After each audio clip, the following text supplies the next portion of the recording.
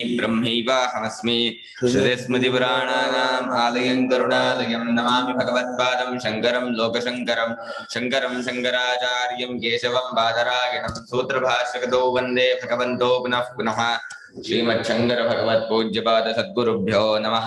वेदं सच्चिदानन्दं यतिवर्यं महामतिं वेदान्तसारज्ञं सद्गुरुं प्रणतोऽस्म्यहम् सदायज्ञं संयमीन्द्रं सदाश्रयं तद्गुरुं सच्चिदानन्दं सदाचारं समाश्रये।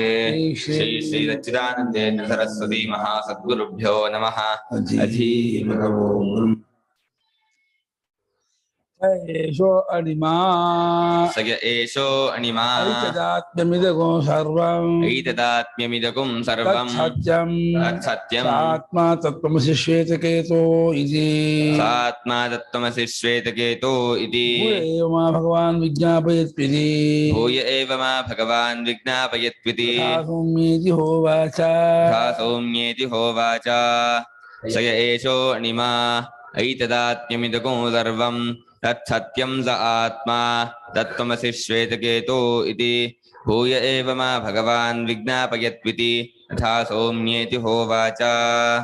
सः यः एषः अणिमा ऐतदात्म्यम् इदं सर्वं तत् सत्यं सः आत्मा तत् त्वम् असि श्वेतकेतो इति भूयः एव मा भगवान् विज्ञापयतु इति तथा सौम्य इति ಹ ಉವಾಚ.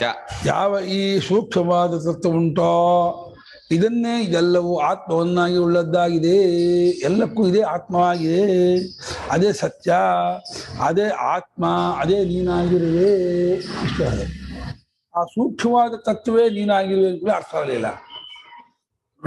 ಸೂಕ್ಷ್ಮತಮವಾದ ಪರಮಾತ್ಮನೇ ನಿನ್ನ ಆತ್ಮ, ಅದೇ ನಿನ್ನ ಸ್ವರೂಪ ಅಂದ್ಕೂಡ ಅರ್ಥ ಆಗಿಲ್ಲ. ಮತ್ ಸ್ವಾಮಿ ತಿಳಿಸ್ಕೊಡಿ, ಹೇಗೆ ಆ ಸೂಕ್ಷ್ಮವಾದ ತತ್ವ ನನ್ನ ಸ್ವರೂಪ ಹೆಂಗಾದದ್ದು? ನಾನು ಸ್ಥೂಲ ನನ್ನ ವ್ಯಕ್ತ ಅಂದ್ಕೊಂಡಿದ್ದೀನಿ ಹೊರತು ನಾನು ಸೂಕ್ಷ್ಮ ನನ್ನ ಕರ್ಣಗೋಚರನಲ್ಲ ನಂಗೆ ಅನಿಸಿಲ್ಲ. ಅದು ಹೇಗೆ ನಾನು ಸೂಕ್ಷ್ಮ ಅನ್ನೋದು ನಂಗೆ ಅರ್ಥ ಆಗ್ತಿಲ್ವಲ್ಲ. ಹೊಸ ಸೌಮ್ಯಗೆ ಹೋಗ ಮತ್ತೊಮ್ಮೆ ತಿಳಿಸ್ಕೊಡಿ ಅಂದ್ಕೊಳ್ಳಿ. ಆಯ್ತಪ್ಪ ಹೇಳ್ಕೊಡ್ತಿದ್ದೀನಿ ಅಂತಂದ. ತಾಃ ಪ್ರಜಾಃ ಯಸ್ಮಿನ್ ಪ್ರವಿಶ್ಯ ಪುನರಾವಿರ್ಭವಂತಿ ಯಸ್ಮಿನ್ ಪ್ರವಿಶ್ಯ ಪುನರಾವಿರ್ಭವಂತಿ ಏತು ಇತೋನ್ಯೇ ಸತ್ಸತ್ಯಾತ್ಮಾಭಿಸಂಧಾಃ ಇತೋ ಅನ್ಯೇ ಸತ್ಸತ್ಯಾತ್ಮಾಭಿಸಂಧಾಃ ಯಂ ಅನುಭಾವಂ ಸದಾತ್ಮಾನಂ ಪ್ರವಿಶ್ಯ ನಾವರ್ತಂತೆ ಸೇಷೋ ಅಣಿಮಾ ಇತ್ಯಾದಿ ವ್ಯಾಖ್ಯಾತಂ. ಸೇಷೋ ಅಣಿಮಾ ಇತ್ಯಾದಿ ವ್ಯಾಖ್ಯಾತಂ.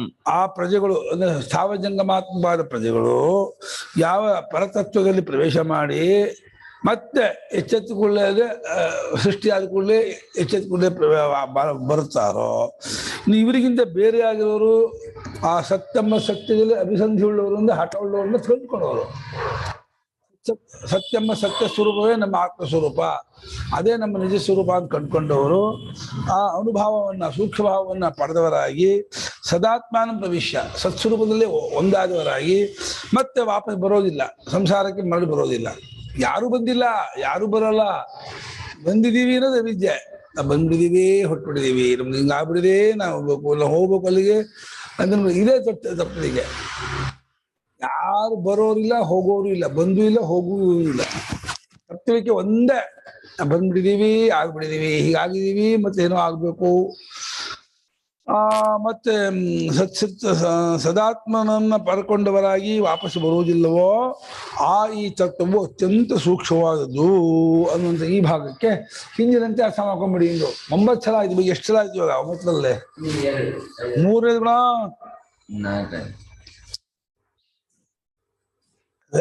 ಅಣಿಮ 3ನೇ ಸಲ ಆಗಿದ್ದು. 2ನೇ ಆಯ್ತಾ? ಹಿಂದಿನ ನೋಡ್ಕೋಬೇಕು ಎಷ್ಟೇ ಸಲ ಆಯ್ತು ಅಂತ ಗೊತ್ತಾಗಿಲ್ಲ, ಜ್ಞಾಪಕ ಇಲ್ಲ. ತತ್ವಮಸಿ 2 ಸಲ ಆಯ್ತು, 3 ಸಲ ಆಯ್ತು ಗೊತ್ತಿಲ್ಲ. ಯಥಾ ಲೋಕೆ ಸ್ವಕೀಯೇ ಗೃಹೇ ಸುಪ್ತಃ ಉತ್ಥಾಯ ಸುತ್ತ ಉತ್ಥಾಯ ಗ್ರಾಮಾಂತರಂ ಗತೋ ಜಾನಾತಿ ಗ್ರಾಮಾಂತರಂ ಗತೋ ಜಾನಾತಿ ಸ್ವಗೃಹಾದಾಗತೋಸ್ಮೀತಿ ಸ್ವಗೃಹಾದಾಗತೋಸ್ಮೀತಿ ಏವಂ ಸತಾಗತೋಸ್ಮೀತಿ ಜಂತೂನಾಂ ಏವಂ ಸದಾ ಆಗತೋಸ್ಮೀತಿ ಜಂತೂನಾಂ ತಸ್ಮಾದ್ ವಿಜ್ಞಾನಂ ನ ಭವತೀತಿ ತಸ್ಮಾತ್ ವಿಜ್ಞಾನಂ ನ ಭವತೀತಿ ಭೂಯ ಏವ ಮಾ ಭಗವಾನ್ ವಿಜ್ಞಾಪಯಿತು ಇತ್ಯುಕ್ತಃ ಭೂಯ ಏವ ಮಾ ಭಗವಾನ್ ವಿಜ್ಞಾಪಯತು ಇತ್ಯುಕ್ತಃ ಯಥಾ ಸೌಮ್ಯೇತಿ ಹೋವಾಚ ಪಿತಾ ತಥಾ ಸೌಮ್ಯ ಇತಿ ಹೋವಾಚ ಪಿತಾ. ಹೇಗೆ ಲೋಕದಲ್ಲಿ ದೇವದತ್ತ ಯಜ್ಞದತ್ತ ಮುಂತಾದ ಮನುಷ್ಯರು ತಮ್ಮ ಮನೆಯಲ್ಲಿ ಮಲಗಿದವರು ಎದ್ದ ಮೇಲೆ ಗ್ರಾಮಾಂತರಕ್ಕೋ ದೇಶಾಂತರಕ್ಕೋ ಹೋದವರಾದಾಗ ಅಲ್ಲಿ ತಿಳ್ಕೊಳ್ತಾರೆ ನಾನು ನಮ್ಮ ಮನೆಯಿಂದ ಬೆಳಗ್ಗೆ ಹೊರಟು ಬಂದಿದ್ದೀನಿ ಅಂತ. ಎರಡನೇದು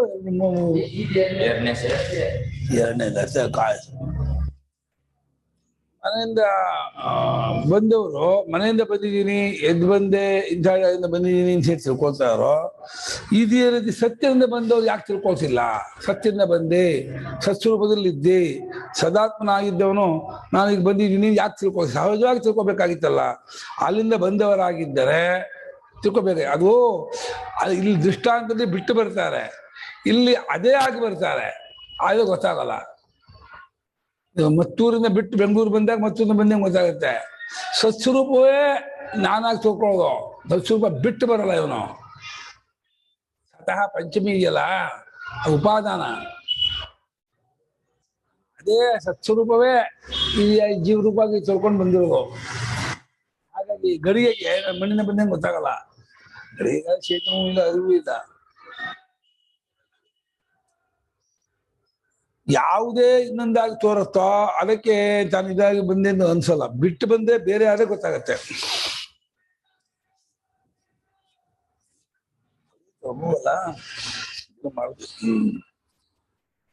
ಮತ್ತೊಮ್ಮೆ ಪೂಜ್ಯರೇ, ಅದು ಹೇಗೆ ಅಲ್ಲಿಂದ ಬಂದವರಾಗಿದ್ದರೂ ಅಲ್ಲಿಂದ ಬಂದಿದ್ದೀವಿ ಅಂತ ತಿಳ್ಕೊಳ್ತಾ ಇಲ್ಲ, ಗೊತ್ತಾಗ್ತಿಲ್ಲ. ಇದಕ್ಕೇನ್ ಕಾರಣ?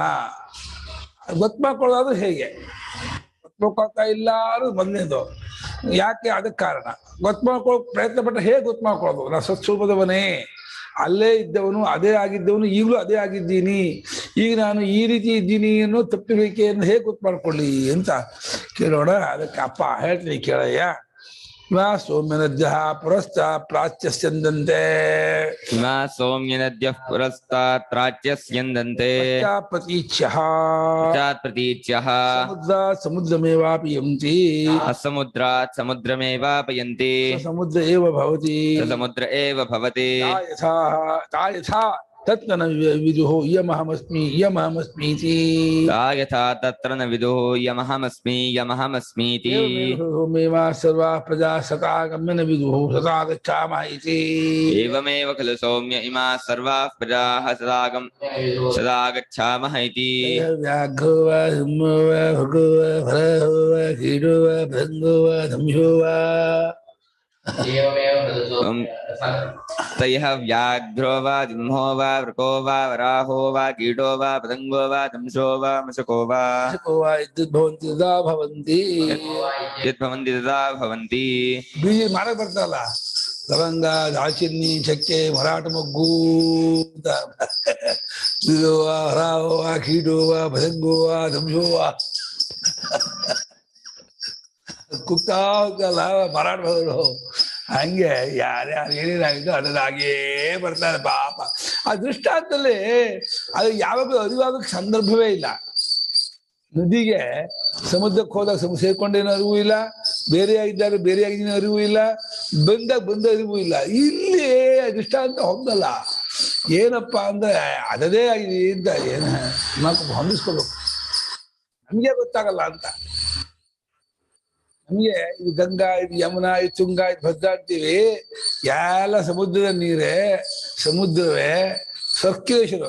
ಇಲ್ಲಿ ಉಗಮಸ್ಥಾನ ಹರ್ಕೊಂಬಂದು ಸಮುದ್ರಕ್ಕೆ ಸೇರಿ ಮೋಡಕ್ಕೆ ಹೋಗಿ ಮತ್ತೆ ಬಿದ್ದು ಹೀಗೆ ಬರ್ತಾ ಹೀಗೆ ಹೀಗೆ ಅದೇ ರೊಟೀನ್ ಆಗ್ತಿರೋದೇ ಹೊರತು ಯಾವ ನದಿಯೂ ಬೇರೆ ಇಲ್ಲ. ಸುಮ್ಮನೆ ಆಯಾ ಜಾಗದಲ್ಲಿ ಆಯಾ ಪ್ರದೇಶದ ಹರಿದಾಗ ಅದಕ್ಕೆ ಬೇರೆ ಹೆಸರೇ ಹೊರತು ಇದ್ಯಾಕೆ ತುಂಗಾ, ಅದ್ಯಾಕೆ ಭದ್ರಾ, ಅದ್ಯಾಕೆ ಯಮುನಾ, ಅದ್ಯಾಕೆ ಗಂಗಾ ಅಂದ್ರೆ ಹೆಸರು ಇಟ್ಟಿದ್ದಾರಪ್ಪ ಅಷ್ಟೇ.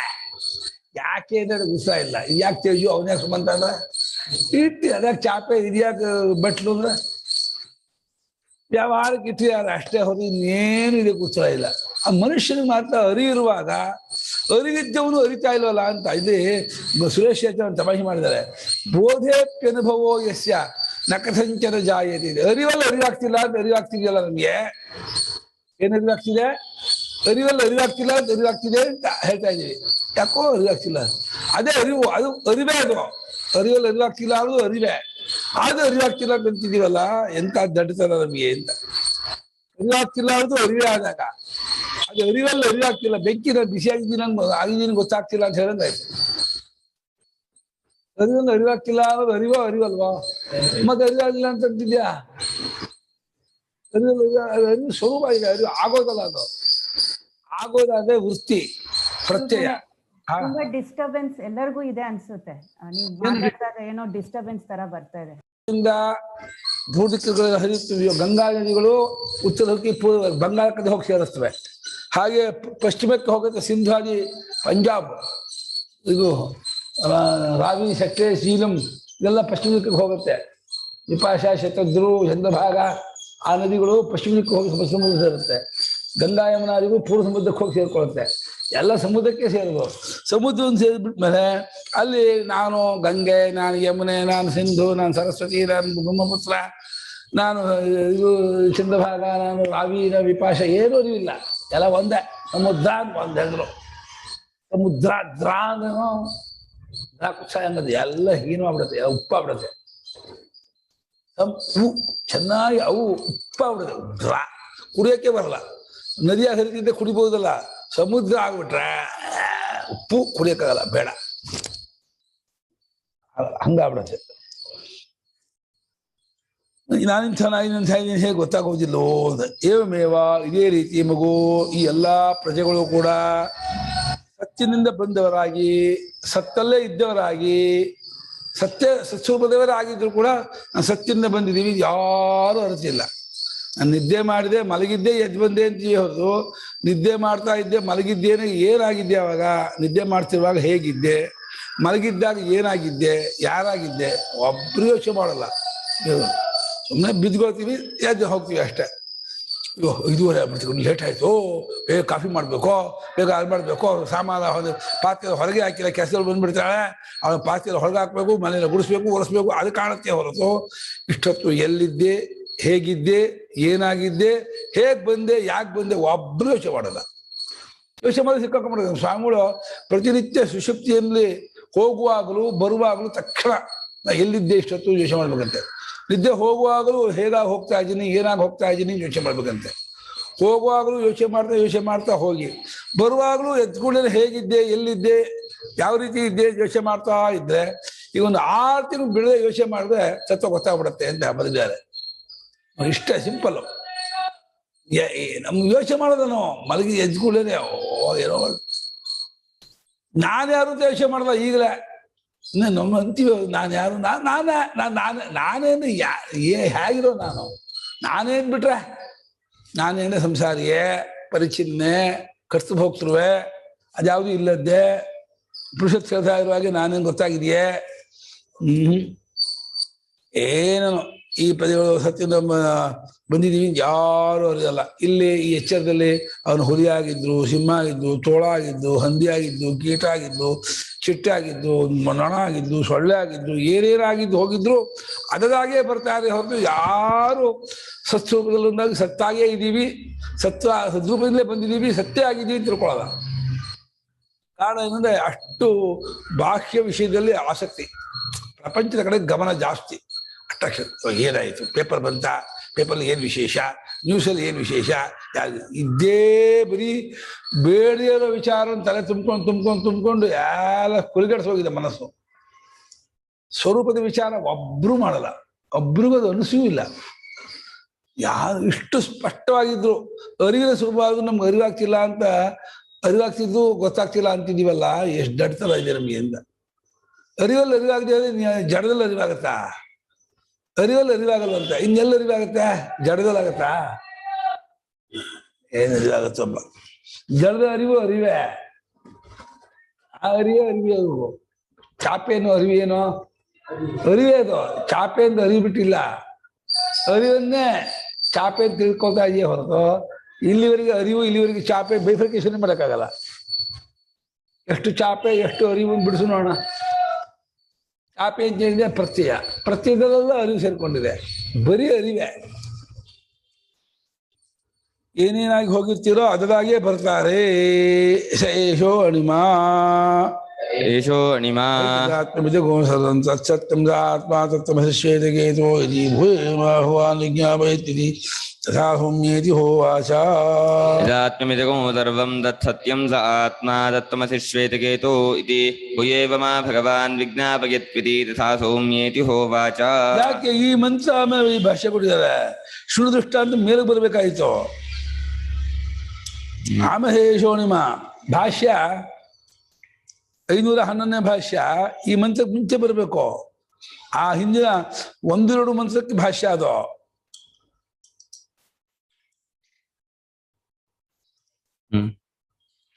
ಏನಪ್ಪ ಅಲ್ವಾ, ವ್ಯತ್ಯಾಸ ಆಗಿದೆ ಭಾಷ್ಯ.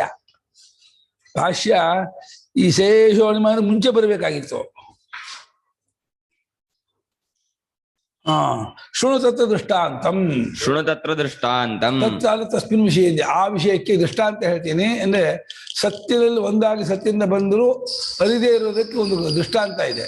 ಆ ದೃಷ್ಟಾಂತ ಹೇಳ್ತೀನಿ, ಕೇಳು. ಒಂದು ಯಥಾ ಸೌಮ್ಯ ಇಮಾಹ ನದ್ಯಃ. ಯಥಾ ಸೌಮ್ಯ ಇಮಾಹ ನದ್ಯಃ ಗಂಗಾದ್ಯಾಃ ಗಂಗಾದ್ಯಾಃ ಪುರಸ್ತಾತ್ ಪೂರ್ವಂ ದಿಶಂ ಪ್ರತಿ ಪ್ರಾಚ್ಯಃ ಪ್ರಾಗಂಚನಾಃ ಸ್ಯಂದಂತೆ ಸ್ರವಂತಿ. ಪುರಸ್ತಾತ್ ಪೂರ್ವಂ ದಿಶಂ ಪ್ರಾಚ್ಯಃ ಪ್ರಾಗಂಚನಾಃ ಪ್ರಾಗಂಚನಾಃ ಸ್ಯಂದಂತೆ ಸ್ರವಂತಿ. ಹೇಗೆ ಸೌಮ್ಯ ಶ್ವೇತಕೇತು ಮಗು, ಈ ನದಿಗಳು, ಗಂಗಾಜ ನದಿಗಳು ಪೂರ್ವ ದಿಕ್ಕಿನಿಂದ ಪೂರ್ವಾಂ ದಿಶಂ ಪ್ರತಿ ಪೂರ್ವ ದಿಕ್ಕನ್ನು ಮುಂದೆ ಮಾಡಿಕೊಂಡು ಅದು ಇದಿರ್ತಾರೆ. ಬಂಗಾಳಕ್ಕೆ ಹೋಗ್ತಿರ್ತಾರೆ. ಬಂಗಾಳ ಪೂರ್ವ ದಿಕ್ತಾರೆ. ಕಾಶಿಗೆ, ಕಾಶಿಯಲ್ಲಿ ಗಂಗೆ ಇದೆ. ಗಂಗೆಗೆ ಬಂಗಾಳ ಇರೋದು ಇದರಲ್ಲೇ ಪೂರ್ವ ಸಮುದ್ರ. ಅಲ್ಲಿಗೆ ಪೂರ್ವ ದಿಕ್ಕನ್ನು ಕುರಿತು ಪ್ರಾಕ್ ಅಂಚಂತಿ ಇದೆ. ಅಂಚುಗತಿ ಪೂಜನೀಯೋ ಧಾತು. ಅಂಚಂತಿ ಇದೆ, ಗಚ್ಚಂತಿ ಅಂತ ಪೂರ್ವ ದಿಕ್ಕಿಗೆ ಹೋಗುತ್ತವೆ. ಆದ್ದರಿಂದ ಅದಕ್ಕೆ ಪ್ರಾಗಂಚನ ಪ್ರಾಗಂಚನ ಅಂತ ಹೆಸರು. ಆ ಪೂರ್ವ ದಿಕ್ಕಿಗೆ ಅದು ಹರಿತಾ ಹೋಗುತ್ತದೆ ಅಂತೆ. ಕಲ್ಕಟ್ಟ ಪೂರ್ವ ದಿಕ್ಕ. ಬಂಗಾಳ ಅಂದ್ರೆ ಕಲ್ಕತ್ತಾಗೆ ಹೇಳೋದು. ಬಂಗಾಳ ಅಂದ್ರೆ ದೇಶಕ್ಕೆ ಹೇಳೋದು. ಕಲ್ಕತ್ತಾ ಅದು ಒಂದು ಇದು ಬೆಂಗಳೂರು ಅಂತ ಹೇಳೋದು. ಕರ್ನಾಟಕದಲ್ಲಿ ಬೆಂಗಳೂರು ಹೇಗೋ ಹಾಗೆ ಬಂಗಾಳದಲ್ಲಿ ಕಲ್ಕತ್ತಾ ಅನ್ನೋದು ಇದು.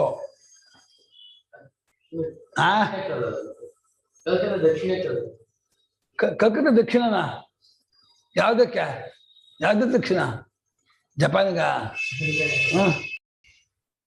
ಕಾಶಿ ಪೂರ್ವ ಕಣೋ. ಗಂಗಾದಿ ಪೂರ್ವಕ್ಕೆ ಹರಿಯೋದು. ಇದು ಪೂರ್ವ. ಉತ್ತರದಿಂದ ಹುಟ್ಟಿ ಕಾಶಿಲಿ ಉತ್ತರ ಹರಿದು ಮತ್ತೆ ಪೂರ್ವ ತಿಳ್ಕೊಂಡು ಕಾಶಿಯಿಂದ ಗಂಗಾಸಾಗರಕ್ಕೆ ದುಡಿದು ಹೋಗ್ತಿದ್ದಂತೆ. ಹಿಂದೆ ಮಳೆಗಾಲ ಬೇಗ ಹೋಗ್ತಿದ್ರಂತೆ. ಅಷ್ಟು ಹೋಗಿ ಜನ ಹೋಗ್ಬಿಟ್ಟಿದ್ದಾರೆ. ಎಲ್ಲ ಇದೆ. ಗಂಗಾಸಾಗರ, ಕಲ್ಕತ್ತಾ ಗಂಗಾಸಾಗರ ಸ್ನಾನ ಮಾಡ್ಕೊಂಡ್ಬರ್ಬೇಕು ಅಂತ. ಸಮುದ್ರ ಸ್ನಾನ, ಗಂಗಾಸಾಗರ ಸ್ನಾನ ಬಹಳ ವಿಶೇಷ ಅಂತ. ಪೂರ್ವ ಮಾಸ ಭಾರಿ ಕಷ್ಟ. ಹಬ್ಬ ಹರಿತಿತ್ತು. ದಡದಲ್ಲೇ ಹಾಕೊಂಡು ಬರಬೇಕು. ಅದೇನು ತಿಂಗಳುಗಟ್ಟಲೆ ಬರ್ತಿದ್ರು. ಅದಕ್ಕೆ ಎಲ್ಲೆಲ್ಲ ಕೈಗೆ ತಗೋಬೇಕು, ಅಟಾಗ ಹೋಗ್ಬೇಕು. ಅಲ್ಲೆಲ್ಲ ದಡಕ್ಕೆ ಬಂದು ದಡದಲ್ಲೇ ಹೋಗ್ತಿದ್ರು. ಅಲ್ಲೆಳಿಸಿ ಮತ್ತೆ ಅಲ್ಲೆಲ್ಲ ಇದೆಲ್ಲ ಹೋಗಿ ಮುಗಿಸ್ಕೊಂಡು ಮತ್ತೆ ಹೋಗೋದು. ರಾತ್ರಿ ಅದೆಲ್ಲ ಮಲ್ಬೋದು. ಸ್ಟಾಪ್ ಮಾಡಿ ಮಕ್ಕಳು ಹಬ್ಬ. ಈಗ ಇನೋವಾ ಫಾರ್ಚುನರ್ ಇಲ್ಲ ನೋಡೋಕ್ಕಾಗಲೇ. ದಕ್ಷಿಣ ಅಲ್ಲ, ಕಲ್ಕತ್ತಾ ಗ್ಯಾಪ್ ಪೂರ್ವದಕ್ಕೋ ನಮಗೆ ಈಶಾನ್ಯ ಆಗುತ್ತೆ. ನಾವು ಪೂರ್ವ ದಕ್ಷಿಣ ಬಂದಿರೋದ್ರಿಂದ ನಮಗೆ ಈಶಾನ್ಯ ಆಗುತ್ತೆ. ನಮಗೆ ಪೂರ್ವ ಬರೋದು ಇದು ಮಡ್ರಾಸ್, ಚೆನ್ನೈ. ನಮ್ಮ ಪೂರ್ವ ಆಗುತ್ತೆ ಬೆಂಗಳೂರಿಗೆ. ಪ್ರಾಗಂಚಲ ಪೂರ್ವಕ್ಕೆ ಹರಿತೀವಿ. ಆದ್ದರಿಂದ ಅದು ಪ್ರಾಚ್ಯ ಅನ್ನಿಸ್ಕೊಂಡಿದೆ. ಪಶ್ಚಾತ್ ಪ್ರತೀಚೀಂ ದಿಶಂ ಪ್ರತಿ ಸಿಂಧಾದ್ಯಾಃ. ಪಶ್ಚಾತ್ ಪ್ರತೀಚೀಂ ದಿಶಂ ಪ್ರತಿ ಸಿಂಧ್ವಾದ್ಯಾಃ. ಪ್ರತೀಚೀಂ ಅಂಜಂತಿ ಗಚ್ಚಂತಿ ಇತಿ ಪ್ರತೀಚ್ಯಃ. ಪ್ರತೀಚೀಂ ಅಂಜಂತಿ ಗಚ್ಚಂತಿ ಇತಿ ಪ್ರತೀಚ್ಯಃ. ಪಶ್ಚಿಮ ದಿಕ್ಕಿಗೆ ಹೋಗುತ್ತವೆ. ಸಿಂಧುವೆ ಮುಂತಾದ ಸಿಂಧು ನದಿ, ಆಮೇಲೆ ಇದೆಯಲ್ಲ ಸರಸ್ವತಿ, ಆಮೇಲೆ ಪಂಜಾಬು ವಿಪಾಶ, ಶತದ್ದು, ಚಂದ್ರಭಾಗ, ಜೀರಂ, ರಾವಿ, ಅದೆಲ್ಲೂ ಪಶ್ಚಿಮಕ್ಕೆ ಹೋಗೋದು. ಗುಜರಾತ್ ಮೇಲೆ ಹೋಗಿ ನಿನ್ನ ಮೇಲೆ ಅಲ್ಲಿ ಹೋಗಿ ಸಮುದ್ರ ಪಶ್ಚಿಮ ಸಮುದ್ರ ಸೇರೋದು. ಇದಕ್ಕೆಲ್ಲ ಹೋಗುತ್ತೆ. ಅಫ್ಘಾನಿಸ್ತಾನಕ್ಕೆಲ್ಲ ಹೋಗುತ್ತೆ. ಪಾಕಿಸ್ತಾನ, ಅಫ್ಘಾನಿಸ್ತಾನ ಹೋಗಿಲ್ವಾ? ಯಾಕೆ? ಪ್ರತಿ ಪಶ್ಚಿಮ ದಿಕ್ಕನ್ನು ಕುರಿತು ಹರಿತವ್ಯಾದ್ರಿಂದ ಪ್ರತೀಚ್ಯ ಅಂತ ಅನಿಸ್ಕೊಂಡಿದೆ. ಪ್ರತೀಚಿಂ ಅಂಚಂತಿ ಗಚ್ಚಂತಿ, ಪಶ್ಚಿಮ ದಿಕ್ಕನ್ನು ಕುರಿತು ಹೋಗುತ್ತವೆ. ಅದರಿಂದ ತಾಹ ಸಮುದ್ರಾತ್ ಅಭೋನಿಧೇಃ ಜಲಧರೈಃ ಆಕ್ಷಿಪ್ತಾಃ ವೃಷ್ಟಿರೂಪೇಣ ಪತಿತಾಃ ಗಂಗಾದಿ ನದೀರೂಪಿಣ್ಯಃ ಸಮುದ್ರಂ ಅಂಬೋನಿಧಿಮೇವ ಅಪಯಂತಿ ಸಮುದ್ರ ಏವ ಭವತಿ. ಅವುಗಳು ಸಮುದ್ರದಿಂದ ಅಂಬೋನಿಧಿ ಅಂದ್ರೆ ಸಮುದ್ರ ಅಂತ, ಜಲಧರ ಅಂದ್ರೆ ಮೋಡ, ಅವುಗಳಿಂದ ಆಕ್ಷಿಪ್ತಾಹ ಎಸೆಯಲ್ಪಟ್ಟವು ಮತ್ತು ಪಶ್ಚಿಮ ಮೂಲಕ ಮೋಡಕ್ಕೆ ಹೋಗ್ತವೆ. ಮೋಡಕ್ಕೆ ಹೋಗಿ ಮೋಡಗಳಿದ್ದಾಗ ಅಲ್ಲಿ ಮಳೆಗರಿಯುತ್ತವೆ. ಮಳೆ ಬಂದಾಗ ವೃಷ್ಟಿ ರೂಪದಿಂದ ಬೀಳುತ್ತವೆ. ಬಿದ್ದಾಗ ಮತ್ತೆ ಆ ಹಿಮಾಲಯದ ಮೇಲೆ ಬಿದ್ದಾಗ ಹಿಮಾಲಯದಿಂದ ನೂರಾರು ನದಿಗಳು ಹುಟ್ಟುತ್ತವೆ. ಅಲಕನಂದ, ಮಂದಾಕಿನಿ, ಇದು ಭಾಗೀರಥಿ ಎಲ್ಲ ಅದರಲ್ಲೇ ಹುಟ್ಟೋದು. ಸಿಂಧು ಟ್ಯಾಂಕ್ ಇದ್ದಾಗೆ ನಮ್ಮ ಭಾರತ ದೇಶಕ್ಕೆ 1000 ಅಡಿ ಎತ್ತರ ಟ್ಯಾಂಕ್ ಕಟ್ಬಿಟ್ಟಿದ್ದಾನೆ ಪರಮಾತ್ಮ. ನಮ್ಗೆ ಹೇಗೆ ಓವರ್ ಟ್ಯಾಂಕ್ ಅಂತ ಹೇಳಿ ಮನೆ ಮೇಲೆ ಕಟ್ಕೊಳ್ತೀವೋ, ನಮ್ಮ ದೇಶಕ್ಕೆ ಓವರ್ ಟ್ಯಾಂಕ್ ಕೊಟ್ಬಿಟ್ಟಿದ್ದಾನೆ ಪರಮಾತ್ಮ. ಅಲ್ಲಿ ದೊಡ್ಡ 8 ಅಡಿ 6 ಅಡಿ ಪೈಪಲ್ಲಿ ಎಲ್ಲ ದಿಕ್ಕಿಗೆಲ್ಲ ಪೈಪಲ್ಲಿ ನೀರು ತಗೊಂಡ್ಬಿಟ್ರೆ ಜಲ ಸಮೃದ್ಧಿ, ಎಲ್ಲಿ ನೀರಿಗೆ ಕೊರತೆ ಆಗಲ್ಲ. ಒಂದ್ಸಲ ತಂದ್ಬಿಡ್ಬೇಕು, ಸ್ವಲ್ಪ ಇನ್ವೆಸ್ಟ್ ಮಾಡ್ಬಿಟ್ಟು. ಎಲ್ಲ ಚೈನಾ ಅವ್ರು ತಗೋತಾ ಇದಾರಲ್ಲ, ಈಗ ಬ್ರಹ್ಮಪುತ್ರ ಎಲ್ಲ ಚೈನಾಕ್ಕೆ ಹೋಗ್ಬಿಟ್ಟಿದೆ. ಇವ್ರು ಹೇಳಿದಾನ, ಇವ್ರು ಬಿಟ್ಕೊಟ್ರು, ಇವ್ರದ್ದು ತಾನೆ ನಡಿ. ಯಾಕೆ ಬಿಟ್ಟು ಹೇಳಿ ತಗೊಳ್ತಾರೆ? ಅದನ್ನ ತಗೊಂಡ್ಬಿಡ್ತಾರೆ ಕಳ್ರು ಅವರು. ಈಗಲೂ ಬೇಕಾದ ನದಿ ಇದೆ, ಗಂಗಾ, ಯಮುನಾ, ಅಲಕನಂದ, ಮಂದಾಕಿನಿ, ಭಾಗಿ ಎಲ್ಲಾ ನದಿಗಳು ರುದ್ರಪ್ರಾಸ ಅಲ್ಲಲ್ಲಿ ದೊಡ್ಡ ಟ್ಯಾಂಕ್ ಮಾಡ್ಕೊಂಡು ದೊಡ್ಡ ಪೈಪಲ್ಲಿ ಆಂಧ್ರ ಪ್ರದೇಶ, ಮಹಾರಾಷ್ಟ್ರ, ಮಧ್ಯಪ್ರದೇಶ, ಇದು ಕರ್ನಾಟಕ, ಕೇರಳ, ತಮಿಳುನಾಡು ತಗೊಂಡ್ಬಿಟ್ರೆ ನೀರು ಸಮೃದ್ಧಿ. ಯಾರಿಗೂ ನೀರು ತೊಂದರೆನೇ ಆಗಲ್ಲ. 300 ದಿವಸ 24 ಗಂಟೆ ನೀರು ಬರ್ತಾ ಇರುತ್ತೆ. ಮನೆ ಬಾಗಲೇ ಗಂಗಾ ನದಿ, ಗಂಗಾ ನದಿ ಹೋಗ್ಲೇಬೇಕಾಗಿಲ್ಲ, ಇಲ್ಲೇ ಗಂಗೆ ನದಿ ಕುಳಿಬೋದು. ಎಷ್ಟು ನೀರು ಸಮೃದ್ಧಿ. ಅಲ್ಲಂತೂ ಮಳೆಗಾಲದಲ್ಲಿ ಪ್ರವಾಹ ಆಗ್ಬಿಟ್ಟು ಏನು ಸಿಕ್ಕಾಪಟ್ಟೆ. ಆ ಪ್ರವಾಹದಲ್ಲಿ ಗಂಗಾ ಕಾವೇರಿ ಯೋಜನೆ ಮಾಡಿದ್ರು, ಸೇರಿಸ್ಬಿಟ್ಟಿದ್ರೆ ಕಾವೇರಿ ಬಂದ್ಬಿಟ್ಟಿದ್ರೆ ಎಲ್ಲ 3 ರಾಜ್ಯಕ್ಕೆ ಕಾವೇರಿ, ಕರ್ನಾಟಕ, ತಮಿಳುನಾಡು ಮತ್ತೆ ಕೇರಳ ಎಲ್ಲಕ್ಕೂ ಆಗುತ್ತೆ. ಮಧ್ಯ ಆಂಧ್ರ, ಮಹಾರಾಷ್ಟ್ರ ಬಂದೇ ಬರುತ್ತೆ, ಮಧ್ಯಪ್ರದೇಶಕ್ಕೆ ಸಿಕ್ಕತ್ತೆ. ಹಾಗೆ ಆಯ್ತು. ಆಲ್ಮೋಸ್ಟ್ ಉತ್ತರ ಪ್ರದೇಶಕ್ಕೆ ಹೋಗೇ ಇದೆ. ಈಗ ಗುಜರಾತು, ರಾಜಸ್ಥಾನ ಅದಕ್ಕೊಂದು ಅಪ್ಲೈ ಮಾಡ್ಬೇಕು. ಏನು ಒಳ್ಳೆ ನಮ್ಮ ಅನುಪಮ ಪ್ಲಾನ್ ಮಾಡಿದ್ರೆ ಆಗತ್ತೆ. ಅದು ಏನು ಹೇಳಲ್ಲ ಅವರು. ಅಲ್ಲ, ಮೋದಿಗೆ ಲೆಟರ್ ಬರೀಬೇಕು ನಾವೆಲ್ಲ ಸೈನ್ ಮಾಡ್ಕೊಂಡು, ನೀವು ಇಂಗ್ಲಿಷ್ ಲೆಟರ್ ಬರೀ ನಾವೆಲ್ಲ ಸೈನ್ ಮಾಡ್ತೀವಿ. ಗಂಗಾದಿ ನದಿ ಮತ್ತೆ ವೃಷ್ಟಿ ರೂಪದಿಂದ ನೆಲಕ್ಕೆ ಬಿದ್ದು ಮತ್ತೆ ಗಂಗಾದಿ ರೂಪದಿಂದ ಹರಿತಾ ಮತ್ತೆ ಸಮುದ್ರಕ್ಕೆ ಹೋಗಿ ಸೇರ್ಕೊಳ್ಳುತ್ತೆ. ಮತ್ತೆ ಸಮುದ್ರದಿಂದ ಸಕ್ಕಾಗತ್ತೆ, ಪಶ್ಚಿಮ ಸಕ್ಕಾಗಿ ಮೇಲೆ ಮೋಡಕ್ಕೆ ಹೋಗುತ್ತೆ. ಮೋಡದಿಂದ ಮಳೆಯಾಗಿ ಬೀಳುತ್ತೆ, ಮಳೆ ಮೇಲೆ ಗಂಗಾ ಹರಿಯುತ್ತೆ, ಮತ್ತೆ ಸಮುದ್ರಕ್ಕೆ ಹೋಗುತ್ತೆ. ಮತ್ತೆ ಹೀಗೆ ಸರ್ಕಲ್ಲು ತಿರುಗ್ತಾ ಇರುತ್ತೆ. ಯಾವುದಕ್ಕೂ ತಾಹ ನದ್ಯಃ ಯಥಾ ತತ್ರ ಸಮುದ್ರೇ ಸಮುದ್ರಾತ್ಮ ಏಕತಾಂಗತಃ ನ ವಿದುಃ ನ ಜಾನಂತಿ ಇಯಂ ಗಂಗಾ ಅಹಮಸ್ಮಿ ಇಯಂ ಯಮುನಾ ಅಹಮಸ್ಮಿ ಚ. ಇಯಂ ಗಂಗಾಹಮಸ್ಮಿ ಇಯಂ ಯಮುನಾಹಮಸ್ಮಿ ಇತಿ ಚ. ಆ ನದಿಗಳು ಸಮುದ್ರದಲ್ಲಿ ಒಂದಾದವರಾದಾಗ, ಸಮುದ್ರ ಒಂದಾಗಬೇಕಾಗಿಲ್ಲ, ಗಂಗಾಜಿ ನದಿ ಇರುವುದರಿಂದಲೂ ಅವ್ರು ಅರಿಯಲ್ಲ. ನಾನು ಗಂಗೆ, ನಾನು ಅಂತ ನಾವು ಅರಿಯೋದನ್ನು ಹೇಳ್ತಾ ಇರೋದು ಅಷ್ಟೇ. ನದಿ ಅರಿವು ಅನ್ನೋದು ಯಾವಾಗಲೂ ಇಲ್ಲ. ನದಿಯನ್ನ ಪಂಚಭೂತವನ್ನು ನಾವು ಜಡ ಅಂತ ಇಟ್ಕೊಂಡಿರೋದು, ವ್ಯವಹಾರದಲ್ಲಿ ಅಚೇತನ ಅಂತ ಇಟ್ಕೊಂಡಿರೋದು. ಅದು ವ್ಯವಹಾರ ದೃಷ್ಟಿಯಿಂದ ಶ್ರುತಿ ಹೇಳ್ತಾ ಇದೆ. ನಾವು ಇಲ್ಲಿ ಇದನ್ನು ಗಂಗಾ, ಯಮುನಾ, ತುಂಗಾ, ಭದ್ರಾ ಅಂತೀವೋ, ಸಮುದ್ರಕ್ಕೆ ಹೋದ್ಮೇಲೆ ಎಲ್ಲ ಒಂದು ಸಮುದ್ರ ಒಂದೇ ಹೆಸರನ್ನ ಕರೆಸ್ಕೊಳ್ತೀವೋ, ಅದೇ ರೀತಿ ಇಲ್ಲಿ ಎಚ್ಚರದಲ್ಲಿ ಇವರು ಅನುಪಮ, ಇವರು ಸುಮನ, ಇವರು ಲಕ್ಷ್ಮಿ, ಇವರು ಪ್ರಸನ್ನ, ಅವರು ಗೋಪಾಲು, ದ್ವಾರಕಾನಾಥ, ಸುರೇಖಾ ಅಂತ ಹೇಳಿ ಬೇರೆ ಬೇರೆ ಹೆಸರಿರುತ್ತೆ. ಸುಷುಪ್ತಿ ಹೋದಾಗ ಎಲ್ಲ ಹೆಸರು, ಆಕಾರ ಎರಡು ಬಿಟ್ಕೊಂಡ್ಬಿಡ್ತಾರೆ. ಆದರೆ ಅಲ್ಲಿ ಅರಿಯೋದೇ ಇಲ್ಲ. ನಾನು ಸತ್ಸ್ವರೂಪದವನು, ಸನ್ಮಾತ್ಮನು, ಚಿನ್ಮಾತ್ಮನು, ಅದ್ವಿತೀಯನು ಅಂತ ಹೇಳಿ ಅಲ್ಲಿದ್ದಾಗಲೂ ಇರಲಿಲ್ಲ, ಅಲ್ಲಿ ಬಂದ್ಮೇಲೂ ಇರಲಿಲ್ಲ. ಅಲ್ಲಿದ್ದಾಗ ಅರಿಯೋದಕ್ಕೆ ಕಾರಣ ಅರಿಯೋಕ್ಕೆ ಇನ್ಸ್ಟ್ರೂಮೆಂಟ್ ಇಲ್ಲ, ಮನಸ್ಸಿಲ್ಲ, ಬುದ್ಧಿ ಇಲ್ಲ, ಅರಿಯೋಕ್ಕಾಗಲ್ಲ, ಒಪ್ಕೊಳ್ಳೋಣ. ಇಲ್ಲಿ ಬಂದ್ಮೇಲೆ ಅರಿಯೋಕ್ಕೆ ಏನಾಗಿದೆ? ಧಾಡಿ. ಯಾಕೆ ಅರಿಬಾರದು? ಇಲ್ಲಿ ಬಂದು ಗೊತ್ತಾಕೋಬೋದಲ್ಲ, ಹೌದು ನಾನು ಸುಷುಪ್ತಿ ಕಾಲದಲ್ಲಿ ಸದ್ಮಾತ್ಮನಾಗಿದ್ದೆ, ಸತ್ಸ್ವರೂಪದವನಾಗಿದ್ದೆ, ಈಗಲೂ ಹಾಗೇ ಇದ್ದೀನಿ, ಈಗ ನಾನು ಈ ರೀತಿ ಆಗಿರುವಂತೆ ತೋರ್ತಾ ಇದ್ದೀನಿ, ನಾನು ಈ ರೀತಿಯಾಗಿ ಆಗಿಲ್ಲ, ಇದು ನನ್ನ ನಿಜರೂಪ ಅಲ್ಲ, ಈ ರೀತಿ ತೋರಿಕೆ ರೂಪ, ಇಲ್ಯೂಷನ್ನು, ನಾನು ಪರಮಾರ್ಥವಾಗಿ ಪರಬ್ರಹ್ಮ ಸ್ವರೂಪನೇ ಅಂತ ಇಲ್ಲಿ ಅರ್ತ್ಕೊಂಡಿದ್ರೆ ಬುದ್ಧಿವಂತ ಆಗ್ಬಿಡ್ತಿದ್ದ. ಅರಿಯೋದೇ ಇಲ್ಲ. ಇಲ್ಲಿ ಬಂದ್ಕೊಂಡೇನೆ ನಾಯಿ ಬಾಲ ಡಂಕು ಅಂತ ಮತ್ತೆ ಯಥಾ ಪ್ರಕಾರ ಇದೆ. ಏನ್ ಮಾಡುದು? ಸಂಸಾರ ರೂಪ ಬಿಟ್ಕೊಳ್ಳೋದೇ ಇಲ್ಲ. ಆ ಸಂಸಾರಿ ಕಟ್ತಾ ಹೋಗ್ತಾ ಅಂತ ಅಂದ್ಕೊಂಡೇ ವ್ಯವಹಾರ ಮಾಡ್ತಾನೆ ಹೊರತು, ಗಂಗಾದಿ ನದಿಗಳು ಒಂದಾದವರಾದಾಗ ಹೇಗೆ ಗೊತ್ತಾಗಲ್ವೋ ಅದೇ ರೀತಿ ಇವರೆಲ್ಲರೂ ಸತ್ಸ್ವರೂಪಗಳು ಒಂದಾದವರಾದಾಗ ಗೊತ್ತಾಗದೇ ಇದ್ದವರಾಗ್ತಾರೆ. ಏವಮೇವ ಖಲು ಸೌಮ್ಯ ಇಮಾ ಸರ್ವಾ ಪ್ರಜಾಃ ಏವಮೇವ ಖಲು ಸೌಮ್ಯ ಇಮಾ ಸರ್ವಾ ಪ್ರಜಾಃ ತಸ್ಮಾತ್ ಸತಿ ಸಂಪದ್ಯನ ವಿದುಃ ತಸ್ಮಾತ್ ಸತಿ ಸಂಪದ್ಯನ ವಿದುಃ ತಸ್ಮಾತ್ ಸತ ಆಗಮ್ಯನ ವಿದುಃ ತಸ್ಮಾತ್ ಸದಾಗಮ್ಯನ ವಿದುಃ ಗಚ್ಛಾಮಹೇ ಆಗತಾ ವಾ ಇತಿ ಸದಾ ಗಚ್ಛಾಮಹೇ ಆಗತಾ ವಾ ಆಗತಾ ಇತಿ. ಇದೇ ರೀತಿ ಮಗು ಈ ಎಲ್ಲಾ ಪ್ರಜೆಗಳು ಸತ್ತಿನಲ್ಲಿ ಒಂದಾದವರಾಗಿಯೂ ಅರಿಯೋಲ್ಲ. ಅಲ್ಲಿನ ಬಂದ ಮೇಲೂ ಕೂಡ ಸತ್ಯದಿಂದ ಬಂದಿದ್ದೀವಿ ಅಂತ, ನಮ್ಮ ಮತ್ತೂರಿನ ಬಂದೆ ಬೆಂಗಳೂರಿಗೆ ಅಂತ ತಿಳ್ಕೊಂಡ ಹಾಗೆ ಸತ್ಯದಿಂದ ಬಂದೆ ಅಂದ್ಕೊಳ್ಳೋದೇ ಇಲ್ಲ. ಯಾಕಂದ್ರೆ ಎದ್ದು ಕೂಡ ಪ್ರಪಂಚ ಕಡೆ ಗಮನ, ದೃಷ್ಟಿ ತಕ್ಷಣ ಏನಾಯ್ತು. ಹಾಗಾಗಿ ತಾನ್ಯಾರು ನೋಡ್ಕೊಳ್ಳೋ ಪುರುಸತ್ತೇ ಇಲ್ಲ ಇವನಿಗೆ. ಪುರುಸತ್ತಿಲ್ಲ ಅಂದ್ರೆ ಅರ್ಥ ಏನು ಹೇಳಿ? ಬೇಕಿಲ್ಲ ಅಂತ ಸಾ. ಅದೇ ಬೇಕಾಗಿದ್ರೆ ಅದಕ್ಕಾಗಿ ಬಾಕಿ ಟೈಮನ್ನೆಲ್ಲ ಇದಕ್ಕೆ ಹಿಡಿದಿದ್ದ. ಇವನಿಗೆ ವ್ಯವಹಾರಕ್ಕೆ ಎಷ್ಟು 24 ಗಂಟೆ ಸಾಕಾಗ್ತಿಲ್ಲ. 30 ಗಂಟೆ ಇದ್ದಿದ್ದೆ ಚೆನ್ನಾಗಿ ವ್ಯವಹಾರ ಮಾಡ್ಬೋದಾಯ್ತು. ಅಯ್ಯೋ ಬೇಗ ರಾತ್ರಿ ಆಗ್ಬಿಡತ್ತೆ, ಬೇಗ ಇದಾಗ್ಬಿಡತ್ತೆ ಅಂತ ಹೇಳ್ತಾನೆ. ವ್ಯವಹಾರ ಮಾಡೋಕ್ಕಾಗಲಿಲ್ಲ ಅಂತಾನೆ ಹೊರತು ಸತ್ಯ ಕಂಡ್ಕೋಬೇಕು ತಲೆಗೆ ಬಂದಿಲ್ಲ ಇವನಿಗೆ.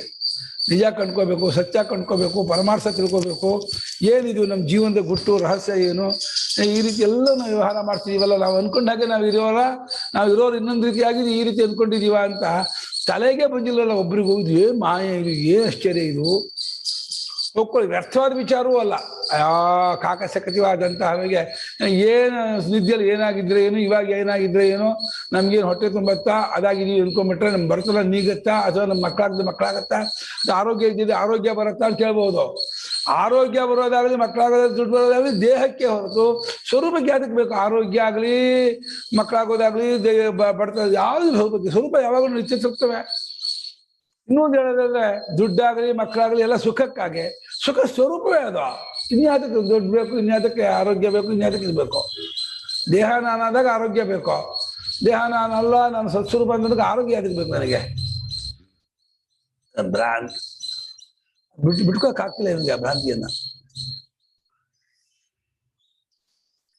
ಪ್ರಯೋಜನ ದೇಹದ ದೃಷ್ಟಿಯಿಂದಲೇ ಪ್ರಯೋಜನ ನೋಡ್ಕೊಂಡು ಹೋಗ್ತಾನೆ.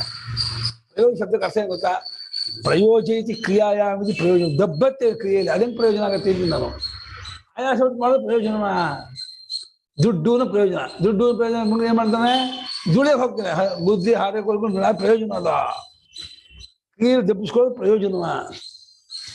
ಯುಜುರ್ ಯೋಗ್ಯ ಧಾತು ಪ್ರಾ ಉಪಸರ್ಗ ಪ್ರಯೋಜಯಿತಿ ದಬ್ಬು ಅನ್ನೋದು. ದೂಡಿಸ್ಕೊಳ್ಳೋಕೆ ದಬ್ಬಿಸ್ಕೊಳ್ಳೋಕೆ ನಮ್ಗೇನು ಇದೆ? ನಾವೇನು ಸ್ಲೇವ, ಆಳುಗಳ? ಇದು ಪ್ರಯೋಜನ ಅಂತೀವಲ್ಲ, ನಮಗೆ ಏನ್ ದಡ್ಡದನ ಅಂತ ಬೇರೆ ಬೇರೆ ಆಗ್ಬಿಟ್ಟಿದೆ. ಪ್ರಯೋಜನದ ಸ್ಕೇಲೇ ತಪ್ಪಾಗ್ಬಿಟ್ಟಿದೆ. ಅಲ್ಲೂ ಅಂತರಾರ್ಥ ಸೂಕ್ಷ್ಮಾರ್ಥ ನೋಡಿದ್ರೆ ಪ್ರಯೋಜನ ಅನ್ನೋದು ಕೊನೆಗೆ ಸುಖಕ್ಕೆ ಆನಂದಕ್ಕೆ ಹೆಸರು. ಬರೀ ಕ್ರಿಯೆಗಲ್ಲ, ಬರೀ ವಸ್ತುವಿಗೂ ಅಲ್ಲ. ದುಡ್ಡು ಇಟ್ಕೊಂಡು ಹೆದರಿಕೆ ಆಗುತ್ತೆ. ಯಾಕೆ ಬೇಕಾ ದುಡ್ಡು? ದುಡ್ಡು ಇಟ್ಕೊಂಡು ಕೊಲೆ ಮಾಡದೆ ಇದು ಕೊಡೋಲ್ಲ ಅಂತ ಅಂದ್ಬಿಟ್ರೆ ಮಾರ ತಗೊಂಡೋಗಪ್ಪ ಅಂತ ಕೊಟ್ಟೆ ಬಿಡ್ತೀವಿ. ದುಡ್ಡು ಪ್ರಯೋಜನ ಆಯ್ತು, ಅಪ್ರಯೋಜನ ಆಯ್ತು. ₹1,00,000 ಕೈಯಲ್ಲಿ ಇದೆಯಪ್ಪ, ಹೋಗ್ತಿರ್ತೀಯ ಬೀದಿಲಿ, ರೋಡಲ್ಲಿ ಹೋಗ್ತಾ ಇರ್ತೀಯ, ರಾತ್ರಿ ಹೊತ್ತು 9 ಗಂಟೆ 10 ಗಂಟೆ ಯಾರು ಇರಲ್ಲ, ಒಬ್ಬ ಹಿಡ್ಕೊಂಡ್ಬಿಡ್ತಾನೆ, ತೆಗಿ ದುಡ್ಡನ್ನ, ಸಾಯಿಸ್ಬಿಡ್ತೀನಿ ಅಂದ್ರೆ ಏನ್ ಮಾಡ್ತೀಯಾ? ಅಂದ್ರೆ ದುಡ್ಡು ಪ್ರಯೋಜನ ಆಯ್ತು, ಅಪ್ರಯೋಜನ ಆಯ್ತಾ? ಸಾಯಿಸ ಕಾಣಾಯ್ತು ದುಡ್ಡ. ಅಸಲಿ ರಾಮಸ್ವಾಮಿ ಶಾಸ್ತ್ರಿ ಅಂತ ಒಬ್ಬರಿದ್ರು. ಬಂಗಾರ ಮುಚ್ಚಿಕೊಂಡ್ರು, ಬಂಗಾರ ಇದಲ್ಲ, ಬಂಗಾರ ಹಾಕೊಂಡು ಹೋದ್ರೆ ನಿಮ್ಮ ಕಣ್ ಬೀಳುತ್ತೆ, ಕೈ ಹಾಕ್ತಾರೆ, ಎಳಿತಾರೆ, ಸರ ಎಳಿತಾರೆ, ಕಿತ್ಕೊಂಡು ಹೋಗ್ತಾರೆ, ಕೊಡದೆ ಹೋದ್ರೆ ಹೊಡಿತಾರೆ. ಇದೇಂತ ಸುಖ ಅಂತಿರೋ ನೀವು ಬಂಗಾರವನ್ನ ಅಂತ ಅಂತಿದ್ರು. ಮನುಷ್ಯನಿಗೆ ಕಲ್ಪನೆ, ನಾನು ಚೆನ್ನಾಗಿ ಕಾಣ್ತಾ ಇದ್ದೀನಿ ಅಂತ ಅವ್ರು ಅಂದ್ಕೊಂಡಿದ್ದು ಅವರೇ ಎತ್ಕೊಂಡು ಕಲ್ಪನೆ ಮಾಡ್ಕೊಂಡು ಸುಖ ಪಡ್ತಾರೆ. ಚೆನ್ನಾಗಿ ಕಾಡ್ತೀನೋ ಕೆಡ್ದಾಗ ಇನ್ನೊಬ್ಬರ ಕಣ್ಣಿನ ತನ್ನನ್ನು ನೋಡ್ಕೊಂಡು ನಾನು ಹಾಕಿ ಕಾಡ್ತೀನಿ ಅಂತ ಅನ್ಕೊಳ್ದು. ತನ್ನನ್ನು ತನ್ನ ಕಣ್ಣಿನ ನೋಡ್ಕೊಂಡು ಬರಲ್ಲ, ಇನ್ನೊಬ್ಬರ ಕಣ್ಣಿನ ತನ್ನನ್ನು ನೋಡ್ಕೊತಾನೆ. ಎಂತ ಪೆದ್ದ ನೋಡಿ ಇವನು.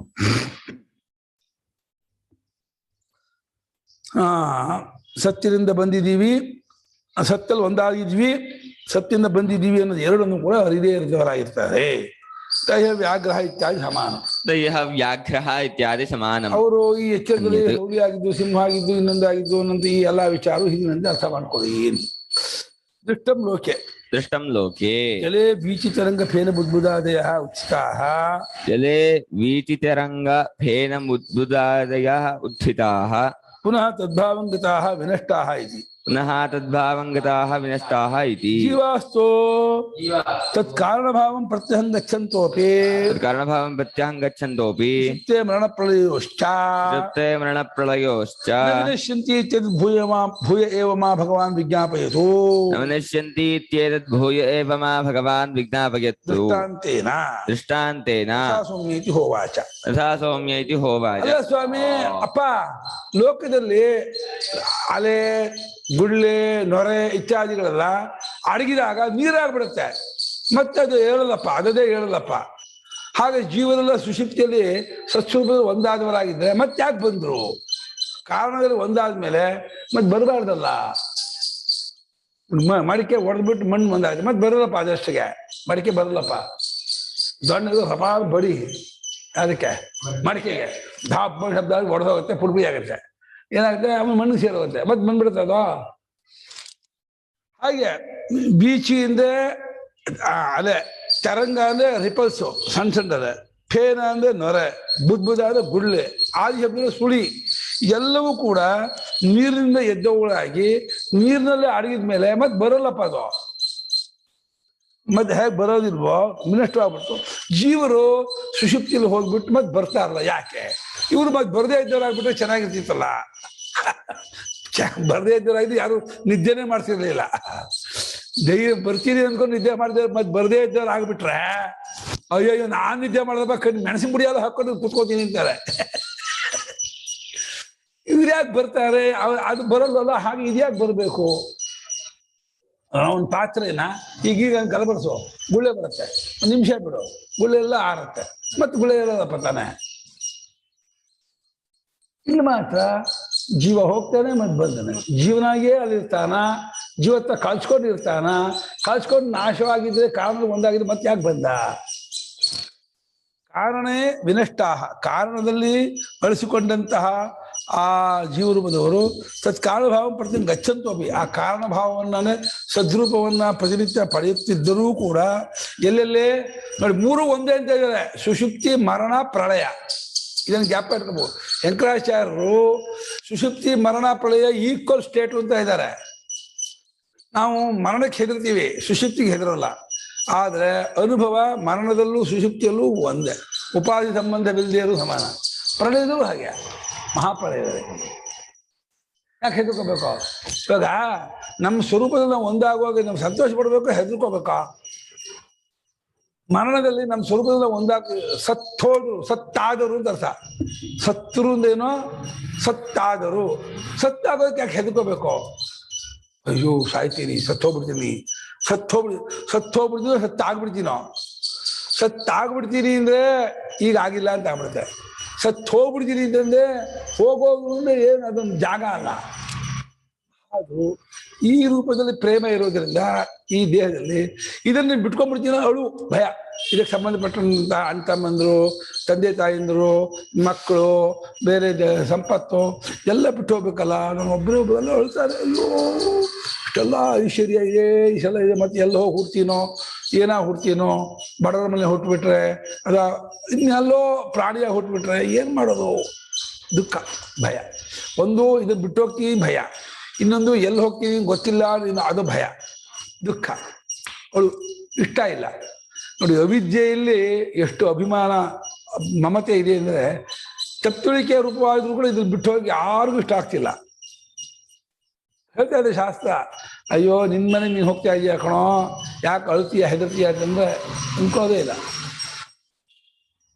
ನಿದ್ದೆಗೆ ಹೋಗೋದಕ್ಕೆ ಹೇಗೆ ನಾವು ಆರಾಮ ಹೋಗ್ತೀವೋ ಆ ರೀತಿ ಮರಣಕ್ಕೂ ನಿಶ್ಚಯ ಮಾಡ್ಕೋಬೇಕಪ್ಪ.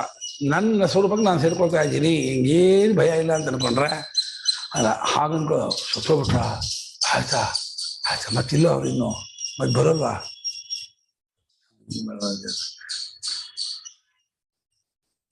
ಲಕ್ಷ್ಮೀ ಅಮ್ಮ ಹಾಂ.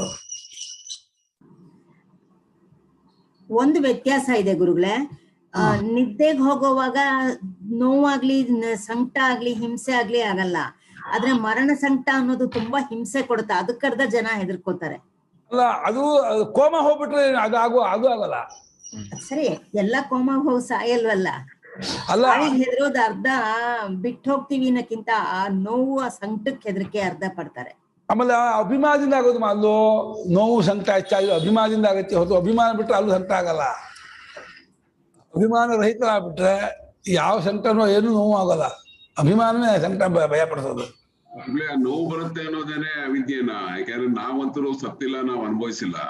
ಹಾ, ಸತ್ತಾಗಿ ಇರೋರು ಅನುಭವಿಸೋಕೆ ಬರಲ್ಲ. ಸತ್ಯ ಇರೋರು ಯಾವಾಗ ಸತ್ಯ ಹೋಗಿರೋರು ನಾವು ಯಾವಾಗ್ಲೂ ಹುಟ್ಟೇ ಇಲ್ಲ. ಸತ್ತಿಲ್ಲ ಸಾಯ್ತೀವಿ ಅಂತ ನೋವಿದೆ ಅಂತ ಇದೆಲ್ಲ, ಅದ್ರ ಬಗ್ಗೆ ಸರಿ, ಅದು ಕಲ್ಪನೆ. ಅದು ಸಾಹಿತ್ಯ ಕಲ್ಪನೆ ಹೊರತು ಅನುಭವದಲ್ಲಿ ನಮ್ಗೆ ಯಾವಾಗ್ಲೂ ಸ್ವರೂಪದ ಮರ ಇಲ್ಲ. ನಾವು ಹೋಗೋರೇ ಅಲ್ಲ, ಬಿಡುವಲ್ಲ, ಯಾವಾಗಲೂ ಸತ್ಸ್ವರೂಪದವರೇ. ಯಾಕೋ ಈ ದೇಹಾಭಿಮಾನದ ಮೇಲೆ ಮಿತಿಮೀರಿದ ಪ್ರೇಮ ಇರೋದ್ರಿಂದ ಇದನ್ನ ಬಿಡೋಕೆ ನಾವು ಒಪ್ಪುತ್ತಾ ಇಲ್ಲ. ಹಠ, ಅಯ್ಯೋ ಈ ದೇಹ ಹೋಗ್ಬಿಟ್ರೆ ಹಿಂಗೆ, ಕಚ್ಕೊಂಡ್ಬಿಟ್ರೆ ಹಿಂಗೆ, ದೇಹಾಭಿಮಾನ ನಮ್ಮನ್ನು ಕಾಡ್ತಾ ಇದೆಯಾ ಹೊರತು ವಾಸ್ತವಿಕವಾಗಿ ಅನುಭವದಲ್ಲಿ ಏನು ವ್ಯತ್ಯಾಸ ಆಗಲ್ಲ. ಈಗವೂ ಸತ್ಸ್ವರೂಪದವರೇ, ದೇಹ ಬಿಟ್ಕೊಂಡು ಸತ್ಸ್ವರೂಪದವರೇ, ಸುಷುಪ್ತಿಲೂ ಸತ್ಸ್ವರೂಪದವರೇ. ನಮ್ಮ ಸ್ವರೂಪ ಅದು ಸತ್ಸ್ವರೂಪ ಅನ್ನೋದು. ಸನ್ಮಾತ್ರದವರೇ, ಯಾವಾಗೂ ದೇಹಾದಿಗಳನ್ನು ಕೂಡ್ಕೊಂಡವರೇ ಅಲ್ಲ. ನಮ್ಮ ದೇಹಾದಿಗಳ ಸಂಬಂಧ ಆಗೋದೂ ಇಲ್ಲ. ನೀವು ಅಭಿಮಾನ ಪಡ್ಕೊಂಡ್ರು ನಿಮ್ಗೆ ಆಗಿರಲ್ಲ. ಅದು ಅಭಿಮಾನವಷ್ಟೇ ಹೊರತು ರಿಯಲಿ ಈಗಲೂ ದೇಹೇಂದ್ರಿಯ ಮನೋಬುದ್ಧಿ ರೂಪ ನಮಗಿಲ್ಲ, ನಾವಲ್ಲ. ಏನು ಹಠ ಆಗ್ರ, ಅವನು ಏನೇ ಅನ್ನೇ ನಮ್ಮನೆ, ನನ್ನ ಮಕ್ಕಳು, ನನ್ನ ದುಡ್ಡು, ನನ್ನ ದೇಹ, ನಾನು ಇದನ್ನು ಕಾಪಾಡ್ಕೋಬೇಕು, ಉಳಿಸ್ಕೋಬೇಕು. ಇನ್ನು ಸ್ವಲ್ಪ ಕೆಮ್ಮು ಗಿಮ್ಮು ಶೀತ ಜ್ವರ ತಕ್ಕ ಡಾಕ್ಟರ್ ಹೋಗ್ಬೇಕು. ಡಾಕ್ಟ್ರೇ ಸರಿಯಾಗಿ ನೋಡಿ ಮಾರಾಯ, ಹೆದರಿಕೆ ಆಗ್ತಾ ಇದೆ, ನಿನ್ನೆಯಿಂದ ಜ್ವರ ಬಂದಿದೆ, ನಿದ್ದೆ ಬಂದಿಲ್ಲ, ಹಂಗಾಗಿದೆ ಹಿಂಗಾಗಿದೆ ಅಂತೇಳಿ ಏನು ಡಾಕ್ಟ್ರಿಗೆ ನಾನು ಇಂಟ್ರೆಸ್ಟ್ ವರ್ಣನೆ ಮಾಡಿ ಅವರು ಇನ್ನಷ್ಟು ನಮ್ಮ ದೌರ್ಬಲ್ಯನ ಉಪಯೋಗಿಸ್ಕೊಂಡು ಅದಕ್ಕೆ ಜಾಸ್ತಿ ಟ್ರೀಟ್ಮೆಂಟ್. ನಮ್ಮ ಇವರು ನಿನ್ನೆ ರಾತ್ರಿ ರಾಜೀವ್ ಯಜಮಾನ್ ಸತ್ತೋದ್ರು. 10 ಲಕ್ಷ ರೂಪಾಯಿ ಬಿಲ್ಲು. 10 ಲಕ್ಷ. ಏನಪ್ಪಾ ಅಂದ್ರೆ ತಿರುಪತಿ ಬಟ್ಟೆ ಚೌರ. ವೈದ್ಯೋ ಪ್ರಾಣಾನ್ ಧನಾನಿಚ ಅಂತ. ಯಮಸ್ತು ಹರತೆ ಪ್ರಾಣನ, ವೈದ್ಯೋ ಪ್ರಾಣಾನ್ ಧನಾನಿಚ. ಯಮ ಬರೀ ಪ್ರಾಣ ಮಾತ್ರ ತಗೊಂಡೋಗ್ತಾನೆ, ಇನ್ನು ದುಡ್ಡು ತಗೊಂಡೋಗ್ತಾನೆ. ಅಲ್ಲಿಗೆ ಮಧ್ಯ ಅಂತ್ಯಕರ್ಮ ಮಾಡೋಕ್ಕೂ ಅಯ್ಯೋ ಸಾಲ ಮಾಡ್ಕೋಬೇಕಲ್ಲ, ಇಷ್ಟಕ್ಕೆ ಸಾಕು ಅಷ್ಟಕ್ಕೆ ಸಾಕು ಅಂತೇಳಿ 100 ರೂಪಾಯಿಗೆ ಗೋದಾನ ಮಾಡಿಬಿಡಿ, 50 ರೂಪಾಯಿಗೆ ಭೂದಾನ ಮಾಡಿ ಹೇಳ್ಬಿಟ್ಟು 50 ರೂಪಾಯಿ ಯಾವ ಭೂಮಿ ಬರುತ್ತೋ, 100 ರೂಪಾಯಿ ಯಾವ ಗೋವು ಬರುತ್ತೋ ಗೊತ್ತಿಲ್ಲ. ಗೋದಾನ ಭೂದಾನ ಎಲ್ಲ 50 ರೂಪಾಯಿ 100 ರೂಪಾಯಲ್ಲೇ ಮುಗಿಸ್ಬಿಡೋದು. ಯಾಕೆಂದ್ರೆ ಸಿಕ್ಕಾಪಟ್ಟೆ ಖರ್ಚಾಗ್ಬಿಟ್ಟಿದೆ, ಇನ್ನು ಖರ್ಚು ಮಾಡೋದು ದುಡ್ಡಿಲ್ಲ. ಆದ್ರಿಂದ ಅಯ್ಯೋ ಆಯ್ತು ಎಲ್ಲ 500 ರೂಪಾಯಿ 100 ರೂಪಾಯಿ 1000 ರೂಪಾಯಿ ಮುಗಿಸ್ಬಿಡಿ ಅಂತ. ನಮ್ಗೆ ಚೌಕಾಶಿ ಮಾಡೋ ಜಾಗ ಇರೋದು ಒಂದೇ, ಇಲ್ಲಿ ಅಲ್ಲಿ ಚೌಕಾಶಿ ಮಾಡೋಕೆ ಆಗಲ್ಲ. ಅಲ್ಲಿ ಇಲ್ಲಿ ಮದುವೆಗೆ ಆಗುತ್ತೆ ಪಾಪ. ಜೀವಾಸ್ತು ಜೀವರಾದನೋ ತತ್ಕಾರಣಮೋ ತತ್ಕಾರಣ ಭಾವಂ. ಆ ಜೀವತ್ವಕ್ಕೆ ಕಾರಣವಾದ ಸತ್ಸ್ವರೂಪವನ್ನ ಪ್ರತಿನಿತ್ಯ ಹೋಗುತ್ತಿದ್ದರು. ಪ್ರತ್ಯಂಗ ಚಂತೋಪಿ ಅಂತ ಇದ್ದಾರೆ ಭಾಷೆಗಾರರು. ಎಲ್ಲೇ ಸುಷುಪ್ತಿಯಲ್ಲಿ ಪ್ರತಿನಿತ್ಯ ಸುಷುಪ್ತಿ ಕಾಲದಲ್ಲಿ ಹೋಗುತ್ತಿದ್ದರು. ಈ ಸುಷುಪ್ತಿಯಲ್ಲಿ ಹೋಗ್ತಾರೆ ಅಂದ್ರೆ ಅಲ್ಲಿ ಗೊತ್ತಾಗ್ತಾರೆ ನಡ್ಸಲ್ಲಿ ಹೊರತು ಈಗ ಹೋಗಿಲ್ಲ ಆಗ ಹೋಗ್ತಾರೆ ಅಂತ ಅರ್ಥ ಅಲ್ಲ.